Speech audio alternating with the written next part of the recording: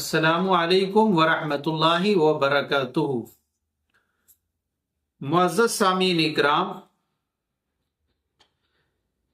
بنی ہاشم میں ایک شخص رکانہ پہلوان رہا کرتا تھا، اور وہ اتنا طاقتور، بہادر اور دلیر تھا کہ آج تک کبھی بھی کسی نے بھی اسے مقابلے میں نہیں گرایا تھا۔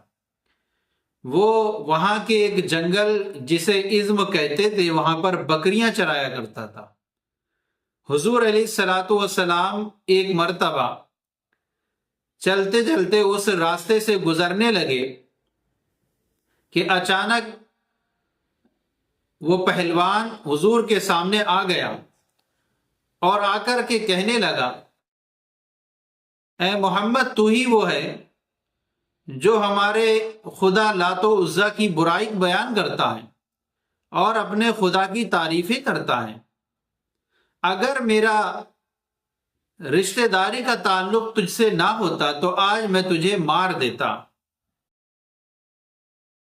نبی کریم صلی اللہ تعالی علیہ وسلم سے رکانہ نے کہا کہ اے محمد، آ مجھ سے کشتی لڑ، اپنے تو خدا کو پکار، میں اپنے لات و عزا کو پکارتا ہوں۔ آج دیکھتے ہیں کہ کس کا خدا مدد کرتا ہے، میں دیکھتا ہوں کہ تیرے خدا میں کتنی طاقت ہے۔ جب اس نے کشتی کے لیے کہا تو حضور علیہ الصلوۃ والسلام نے فرمایا، ٹھیک ہے، ہم کشتی لڑتے ہیں۔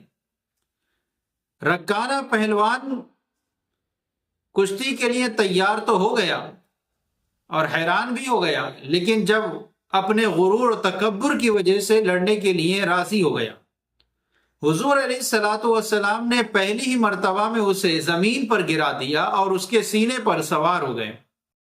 رکانہ بڑا شرمندہ بھی ہوا اور حیران بھی ہوا کہ جسے آج تک کسی نے بھی مقابلے میں نہیں گرایا تھا، اسے نبی نے گرا دیا۔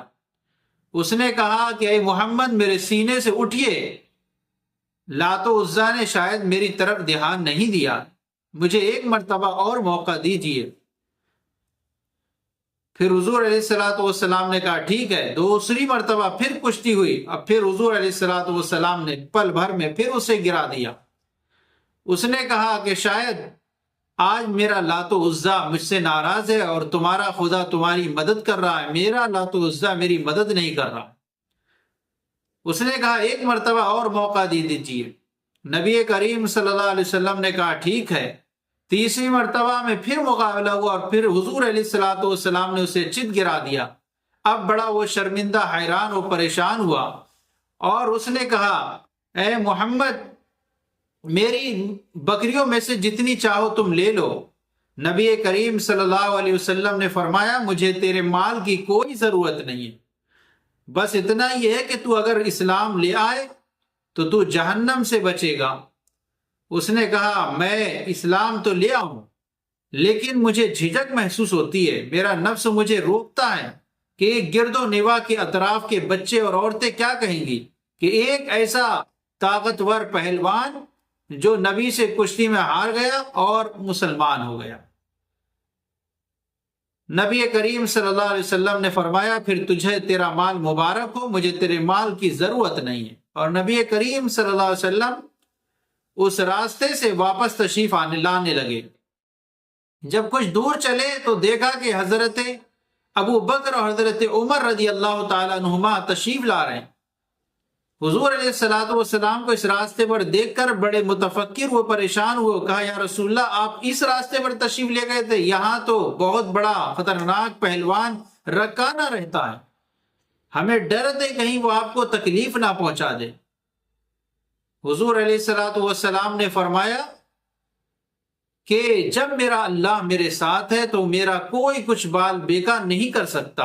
اور پھر آپ نے رکانہ کی بہادری کے وہ قصہ اپنے صحابہ کو سنایا کہ میں نے 3 مرتبہ اسے کشتی میں ہرا دیا۔ اور اس طرح سے نبی کریم صلی اللہ تعالی علیہ وسلم واپس تشریف لائے۔ اس واقعے سے معلوم ہوا کہ حضور علیہ الصلوۃ والسلام ہر فضل و کمال کے، خوبی کے جامع اور معنی ہیں، منبع ہیں اور محور ہیں۔ آپ علیہ الصلوۃ والسلام کا مقابلہ دنیا کی کوئی طاقت قوت نہیں کر سکتی۔ یہ الگ بات ہے کہ دنیا کے بعض لوگ اپنی ننگ اور عار کی وجہ سے حضور علیہ الصلوۃ والسلام کو نبی تسلیم کرنے سے اپنی عار محسوس کرتے ہیں۔ اللہ تعالی ہمیں عقل سلیم عطا فرمائے۔ السلام علیکم ورحمۃ اللہ وبرکاتہ۔